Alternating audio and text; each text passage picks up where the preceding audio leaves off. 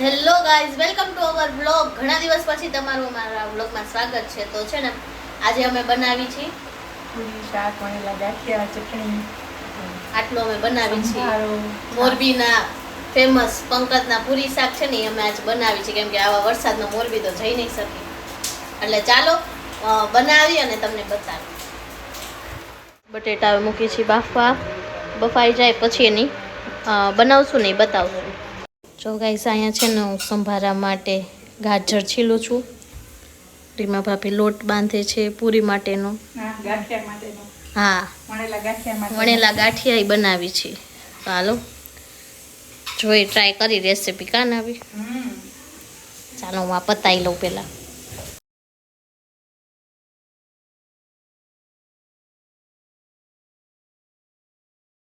બટેટા બફાઈ ગયા હતા તો એને કટ કરી લીધા છે અને મરચી નાખી છે. અને હવે મીઠું સ્વાદ અનુસાર. અમે બી ઓલા કેમ ઓલા ભામણ બોલતા હોય પછી નો કે સ્વાહા એવી રીતના. હવે જો ઉપરથી લીંબુના ફૂલ નાખ્યા છે. પછી જીરું નાખીએ છીએ, હળદર નાખીએ છીએ, ગરમ મસાલો નાખ્યો છે. અને આ છે ને મીઠી સૂકી ભાજી બને છે. પછી તમને તીખી સૂકી ભાજી બનાવશું ને ત્યારે તમને બતાવશું. હવે અમે તેલ ગરમ કરવા મૂક્યું છે. થઈ જશે ને પછી આમાં ઉપરતું તેલ ઉપરથી જ નાખવાનું છે. ચા ગરમ તેલ આમાં નાખી દેવાનું અને હવે કરી દેવાનું એને. હવે ગરમ તેલ નાખ્યા બાદ હવે છે ને આને મિક્સ કરી દેવાની. એટલે આપણી મોરી સૂકી ભાજી થઈ જાય તૈયાર. પછી આમાં ખાંડ નાખવાની છે. ઈ યાદ થઈ જાય પછી ને મિક્સ કર્યા પછી નાખવાની. આમાં છે ને તીખાની ભૂકી નાખીશું.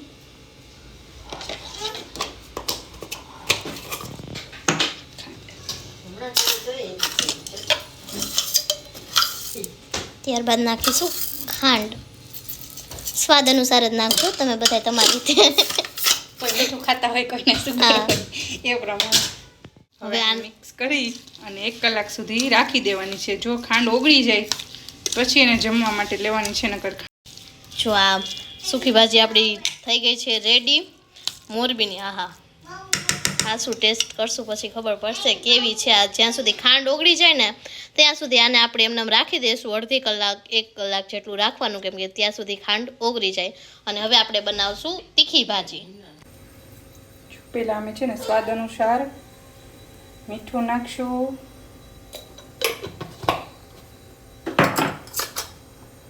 હવે એમાં ગરમ મસાલો નાખશું. આ છે હળદર અને આ છે કાશ્મીરી લાલ મરચું. બહુ તીખું ન થાય અને કલર પણ સારો આવે. તમારા ઘરમાં જે પ્રમાણે તીખું ખાતા હોય એ પ્રમાણે કરવાનું છે. ગરમ તેલ ઉકળતું, તેલ એકદમ ઉકળતું નાખવાનું છે. મસાલો કાચો ન રહે. હવે આપણે મિક્સ કરીશું.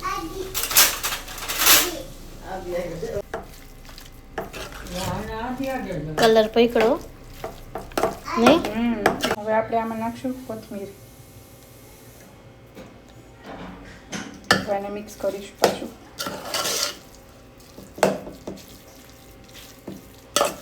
તૈયાર છે મોરબીની સૂકી ભાજી. આ તીખી ભાજી અને આ મોરી ભાજી. હવે લોકો આવશે ને એટલે આપણે એને ટેસ્ટ કરાવશું કે કેવી છે ને એના રિવ્યૂ લેશું. પછી ધરુના, પાઠભાઈના, વિવેકભાઈના બધાના. અહીંયા જો ગાંઠિયા કરે છે રીમા ભાભી.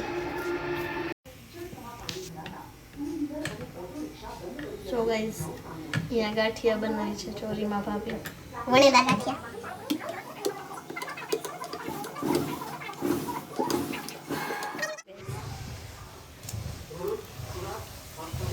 ગાંઠિયા નાખી દીધા છે તરવા માટે. મારી માં ભાભી રહ્યા ને અને બધું આવડે કા. આમ જો ગાંઠિયા તૈયાર કર્યા છે. માથે શું હિંગ નાખી છે. તમને આવું બધું બનાવતા ક્યાંથી આવડે રીમા ભાભી? મને પહેલેથી જ રસોઈનો બહુ શોખ છે. નાની હતી ને ત્યારથી જ. જેવું થાય એવું સારું થાય, ખરાબ થાય, પણ અત્યારે છે ને બધું મસ્ત બને છે. મારા ઘરે બધા ખાવા પણ આવે છે કે ભાભી તમે આ હાથની આ વસ્તુ બનાવો. આવજો તમે પણ ક્યારેક, હું તમને બતાવું. આ જે માતાજી કેટરસ છે ને મારા પપ્પાનું છે પોરબંદર. તો કેટરસનું જોઈ અને મને બધું બનાવતા આવડી ગયું છે.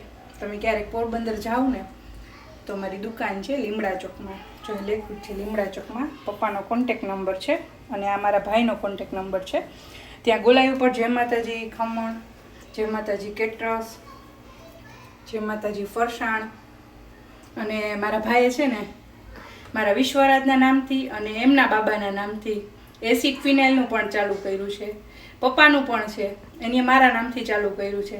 તો ભાઈની દુકાને અને પપ્પાની દુકાને ક્યારેક તમે જાજો. અને ભાઈની પણ દુકાન ત્યાં જ છે લીમડા ચોક, જય માતાજી ફરસાણ.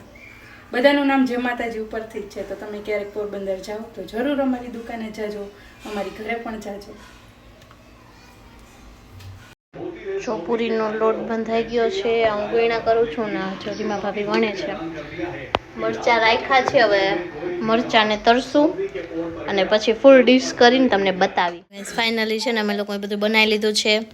મોરી ભાજી, તીખી ભાજી, ગાંઠિયા, પૂરી, સંભારો, ડુંગળી, મરચાં ને ચટણી. જુઓ, હાલો જેને ખાવું હોય એને. હવે અમે લોકો બેસી ગયા છીએ જમવા. કેવું બન્યું ધરું? પાર્થભાઈ બોલો, વખાણ કરો થોડાક. કઈ તમે ખાધું રીમા ભાભી? કેવું બન્યું? બેસી ગયા છીએ અમે બધા. કેવું બન્યું વિવેકભાઈ? Thank you. ગાઈસ જમી લીધું છે અને હવે આવ્યા છીએ ઉપર ને આ ભાઈ તોફાન ઉપર ઉતર્યા છે. જયંતિ જાદુગર હું બોલતો હોય ને કઈ ખબર તો પડે આપણને. ચાલુ કર દો. લાવ લાવે ક્યાં ગયો? આઈ ગયો. લાવ આવજો. તો હું આવી ગઈ છું રીમા ભાભીના ઘરેથી મારા ઘરે ને એટલી વારમાં જો વરસાદ હતો ગાઈસ. બહુ વરસાદ છે રાજકોટમાં, ભૂકા કાઢ નાખે ને એવો વરસાદ છે. તો એ ધરું ગયા ઘરે અને હું પહોંચી મારા ઘરે. ને આજના વ્લોગ માટે આટલું જ. અને આ વિડીયો તમને ગમ્યો હોય તો લાઈક કરજો, શેર કરજો અને સબસ્ક્રાઇબ કરજો અને કોમેન્ટ કરજો સારી સારી એવી. અને ચલો, જય માતાજી.